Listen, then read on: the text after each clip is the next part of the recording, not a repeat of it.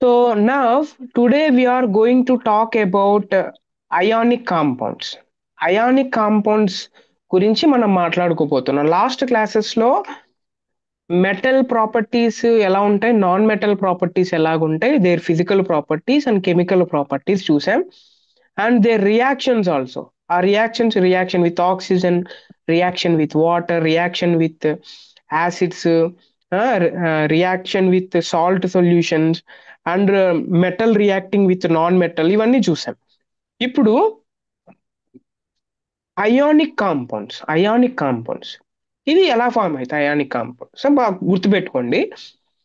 Ionic compounds లేకపోతే లేకపోతే bonds, ఈ అయానిక్ కాంపౌండ్స్ లేకపోతే ionic bonds are how they formed means they form by transfer of electrons.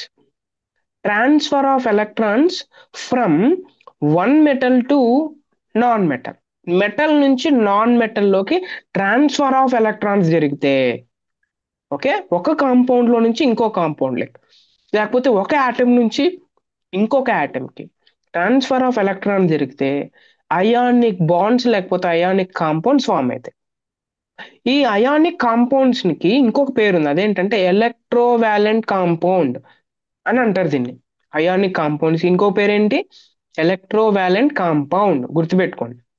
అయితే ionic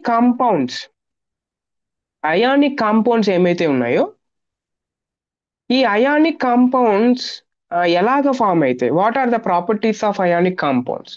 there are different properties will be there. Okay, ఇప్పుడు ionic compound అని మీకు తెలిసింది. అయితే దీన్ని అయానిక్ కాంపౌండ్ అనాలంటే అయానిక్ కాంపౌండ్ కి కొన్ని ప్రాపర్టీస్ ఉండాల. ఏంటి ఆ ప్రాపర్టీస్?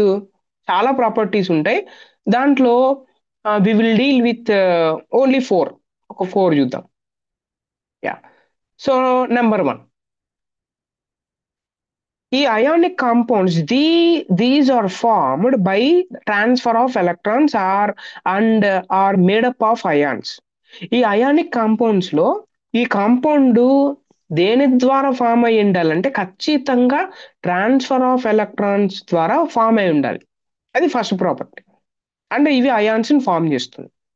ఓకే, నేను ముందు చెప్పాను అయాన్స్ అంటే ఏంటి. అయాన్స్ అంటే ఏదైతే ఎక్స్ట్రా ఉంటాయో which will gain or which will lose the electrons call ions కదా. నేను లాస్ట్ క్లాస్ లో చెప్పాను, అది గుర్తుపెట్టుకోండి. రెండోది ఏంటి అని అంటే, రెండో property of ionic compounds, these ionic compounds they are in crystalline solids. Crystals గా ఫామ్ అవుతాయి అయానిక్ కాంపౌండ్స్. క్రిస్టల్ అంటే ఎగ్జాంపుల్ ఏంటి?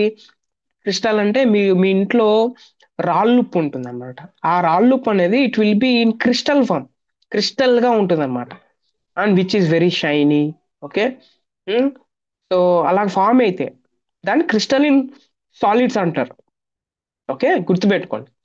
మూడో ప్రాపర్టీ ఏంటంటే they have high melting points and boiling points ఉంటాయి. High melting points, high boiling points ఉంటాయి దీనికి. ఎవరికి? Ionic compounds. High melting point, దాన్ని కరిగించాలంటే ఎక్కువ టెంపరేచర్ మీరు యూజ్ చేయాల్సి వస్తుంది. ఓకే, ఇది గుర్తుపెట్టుకోండి. తర్వాత and they are soluble in water. ఇవి వాటర్ లో కలుస్తాయి, but insoluble in organic solvents like petrol లో, కిరోసిన్ లో ఈ అయానిక్ కాంపౌండ్స్ కరగవు. మీరు ఒకవేళ పెట్రోల్ తీసుకొని ఆ పెట్రోల్లో NaCl అంటే మీ ఇంట్లో ఉన్న కామన్ సాల్ట్ తీసుకొని, రాళ్ళు ఉప్పు క్రిస్టల్ ఫామ్ లో ఉన్నది, నాట్ నైస్ సాల్ట్, తీసుకొని పెట్రోల్లో వేసారనుకోండి, మామూలుగా అయితే వాటర్లో ఉప్పు కరుగుతుంది, కానీ పెట్రోల్లో ఉప్పు కరగదు. ఎలా ఉంటే అలాగే ఉంటుంది అనమాట. సో ఇది గుర్తుపెట్టుకోండి.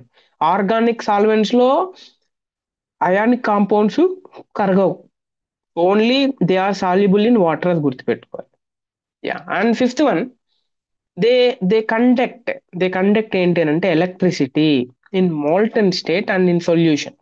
ఎప్పుడైతే ఇది కరుగుతుందో అయానిక్ కాంపౌండ్, అది ఎలక్ట్రిసిటీకి గుడ్ కండక్టర్ గా పనిచేస్తుంది. అందుకే salt water is the good conductor of electricity, అది గుర్తుపెట్టుకోవాలి. ఇక్కడ చూడండి, there is an experiment which shows ఏంటి అని అంటే one is fresh water, another one is salt water. So salt NaCl కలిపిన దాంట్లో బల్బు వెలుగుతుంది, సో NaCl లో కలపని దాంట్లో డిస్టిల్ వాటర్ లేకపోతే దాంట్లో సాల్ట్ ఉండదు కాబట్టి, and it is a poor conductor. ఇది గుర్తుపెట్టుకోవాలి. This is all about ionic compounds. ఈ అయానిక్ కాంపౌండ్ అని అడిగితే ఖచ్చితంగా దాని గురించి డెఫినేషన్ రాసి ప్రాపర్టీస్ మీరు రాయాలి. ఇది మీరు గుర్తుపెట్టుకోవాలి. This is all about ionic compounds. And ఇంకోటి ఏంటంటే అక్కరెన్స్ ఆఫ్ మెటల్స్ అనేది ఒకటి ఉంది. Occurrence of metals. ఈ అక్కరెన్స్ ఆఫ్ మెటల్స్ గురించి మీరు చదివేటప్పుడు ఫస్ట్ అక్కరెన్స్ ఆఫ్ మెటల్స్ గురించి చదివిన తర్వాత మెటల్స్ ఎలాగా ఫామ్ అవుతాయి, దాని దాని ఫస్ట్ ఎలాగా, what is the primary source for that అని నేర్చుకున్న తర్వాత ఆ మెటల్ ని ఎలాగా ఓట్స్ లో నుంచి బయటికి తీస్తారో అనేది నెక్స్ట్ పాయింట్. అందుకే ఫస్ట్ నేను అక్కరెన్స్ ఆఫ్ మెటల్స్ గురించి చెప్తాను. Occurrence of metals. సో మీకు మెటల్ అనేది తెలుసు ఇప్పుడు. అయితే ఈ మెటల్ మనకి ఎలా దొరుకుతుంది? ప్యూర్ ఫామ్ లో దొరుకుతుందా, లేకపోతే ఇంప్యూర్ ఫామ్ లో దొరుకుతుందా, లేకపోతే దేంతో అయినా మిక్స్ అయ్యి దొరుకుతుందా అనేది question. We will see. Some metals like gold, silver, platinum etcetera are found in free state. అంటే మీరేం దానికి సంబంధించిన కెమికల్ రియాక్షన్స్ ఏమి యూస్ చేయాల్సిన అవసరం లేదు. అది మామూలుగానే భూమిని త్రవ్వితే గోల్డ్, సిల్వర్, ప్లాటినం అనేది ఫ్రీ స్టేట్ లో దొరుకుతుంది ఎర్త్ క్రస్ట్ లో. ఎందుకు అని అంటే నేను ఆల్రెడీ చెప్పాను, some elements have least reactive elements కదా.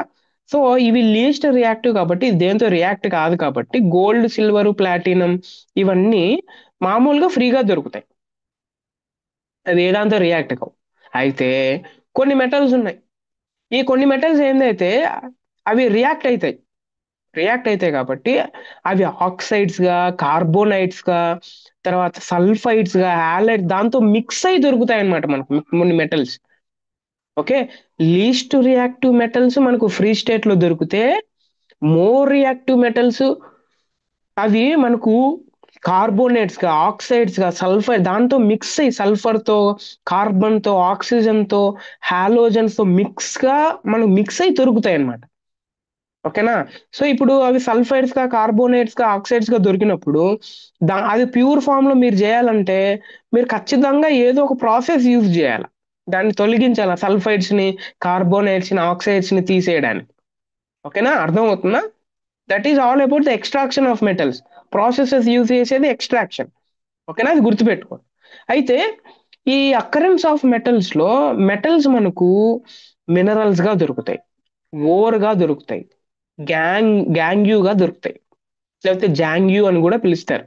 So now we will talk about minerals. The elements or compounds which occur naturally inside the earth crust is called minerals. Natural గా earth crust లోపల దొరికేదాన్ని minerals అని అంటాం, గుర్తుపెట్టుకోండి. అయితే or అన్నది ఒకటి ఉంది. It is a mineral from which metals can be extracted ప్రాఫిటబుల్లీ. Minerals లో నుంచి ఎక్స్ట్రాక్ట్ చేయబడుతుంది కదా మెటల్స్ ని, దాన్ని మనం ఓర్ అంటాం, గుర్తుపెట్టుకోండి. అండ్ గ్యాంగ్యూ అని అంటే it is the impurities present in ore like rock particles, sand particles, clay particles. మీరు మీ దగ్గర ఓర్ ఉంది, ఆ ఓర్లో అర్తుకు లోపల దొరుకుతా ఉంది కాబట్టి దాంట్లో రాక్ పార్టికల్స్ ఉంటాయి, శాండ్ తో దొరుకుతుంది, క్లే, ఇవన్నీ ఉంటే మిక్స్ అయి ఉంటాయి అనమాట. దాన్ని గ్యాంగ్యూ అంటాం. మినరల్, ఓర్, గ్యాంగ్యూ, ఇది గుర్తుపెట్టుకోండి. Occurrence of metals. ఓకే.